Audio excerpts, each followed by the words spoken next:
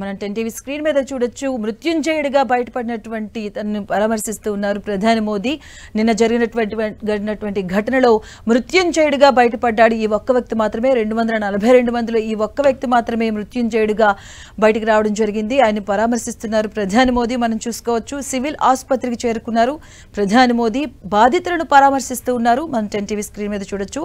నిన్న జరిగినటువంటి అహ్మదాబాద్ లో జరిగినటువంటి ఘటనలో మొత్తంగా 265 మంది ప్రాణాలు విడిచారు. బాధితులకు ప్రధాని మోదీ పరామర్శిస్తున్నారు. మనం 10 టీవీ స్క్రీన్ మీద చూడొచ్చు. సివిల్ ఆసుపత్రికి చేరుకొని బాధితులను పరామర్శిస్తున్నారు. అలాగే వారంతకంటే ముందుగా మృత్యుంజయుడిగా బయటపడినటువంటి తనను కూడా పరామర్శించారు. గాయపడిన వారికి ఆరోగ్య పరిస్థితులపై ఆరా తీస్తూ ఉన్నారు. డాక్టర్స్ తో కూడా మాట్లాడడం జరిగింది. ప్రమాద ఘటనా స్థలాన్ని పరిశీలించారు. అనంతరం సివిల్ ఆసుపత్రికి చేరుకున్నారు ప్రధాని మోదీ.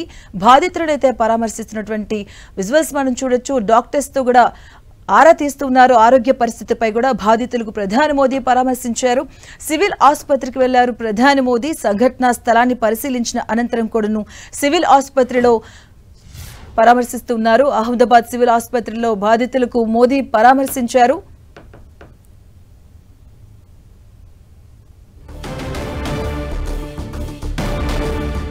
అహ్మదాబాద్ సివిల్ ఆసుపత్రిలో మోదీ బాధితులను పరామర్శిస్తూ ఉన్నారు. మృత్యుంజయుడిగా బయటపడినటువంటి ఆయన కూడా పరామర్శించినటువంటి విజువల్స్ మనం చూడొచ్చు.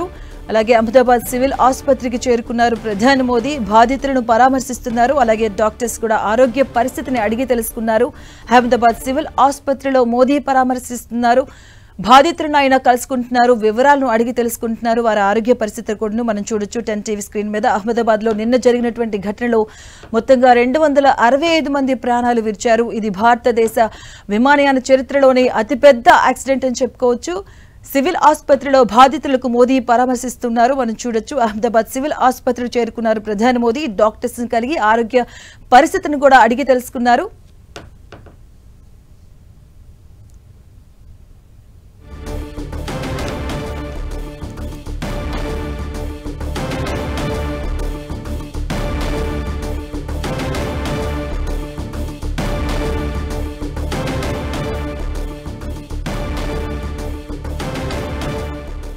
అహ్మదాబాద్ సివిల్ ఆసుపత్రికి చేరుకున్నారు ప్రధాని మోదీ. అహ్మదాబాద్ లో సివిల్ ఆసుపత్రికి చేరుకున్నారు. బాధితులను పరామర్శిస్తూ ఉన్నారు. బాధితులను వివరాలను అడిగి తెలుసుకుంటున్నారు. అలాగే నిన్న జరిగినటువంటి ఘటనలో మృత్యుంజయుడిగా బయటపడినటువంటి రమేష్ విశ్వాస్ ని కూడా కలుసుకున్నారు.